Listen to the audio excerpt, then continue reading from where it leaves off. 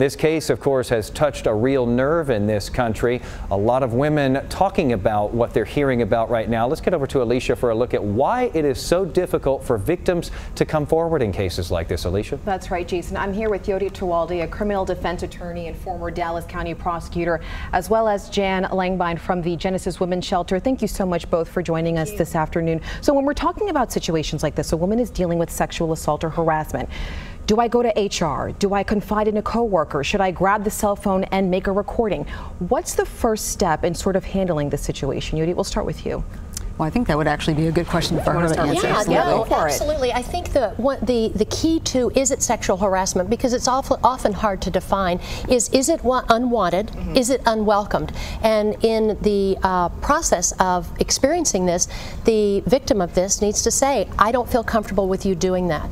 I don't want you to do that. I need you to back up. Now, if that person is a coworker, you tell them, and then you tell a manager. If that person is your manager, then if it's safe, go to HR. If HR doesn't seem to handle it in an appropriate and rapid response manner, then there are legal steps that they can take. Right, because some people often feel that our HR is protecting the company, not necessarily the individual. And so the reason why I asked you first is because if you're now thinking, well, I need to start building a case here, I need to get the evidence here, how do you then begin to prepare for that legal battle?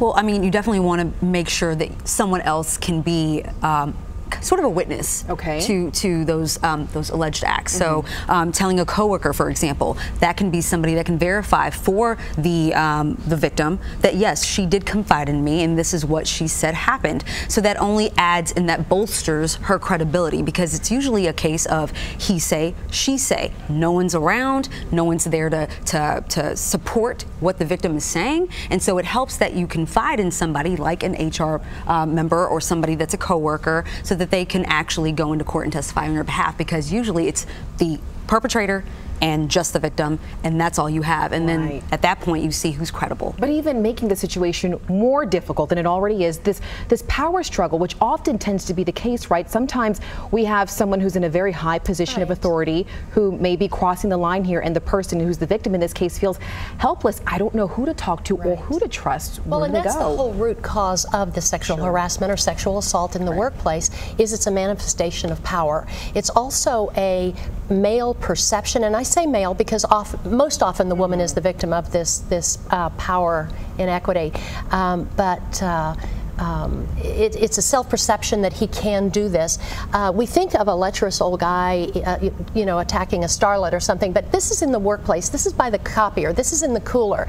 This is a waitress who is being sexually harassed by a customer, or someone in a law firm who's harassed by a client. And I also wanted to add that if, some of the allegations have been that Mr. Weinstein has raped some of these women. If that were the case, then what you would want to do if you wanted to prepare a case is obviously go get that checked out medically, because as time has passed, because he's been alleged to have done this over, a span of 3 decades, the longer you wait, there's not going to be physical evidence. Witnesses they're harder to find. Memory goes bad. So if you want to build a case, you definitely want to leave a paper trail. You want to get examined medically.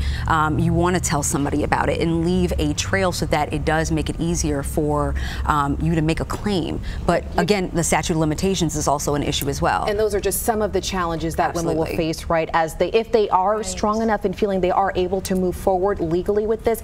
Another aspect of this we all know too well as well is the victim shaming that happens. So let's talk about, let's prepare women for some of those challenges, those real challenges they're going to face if they decide to take this one step further. Right. They have to understand there is a cost to this. It can be my job. It could be I don't get that tip. I'm unable to get a promotion, to get a different job.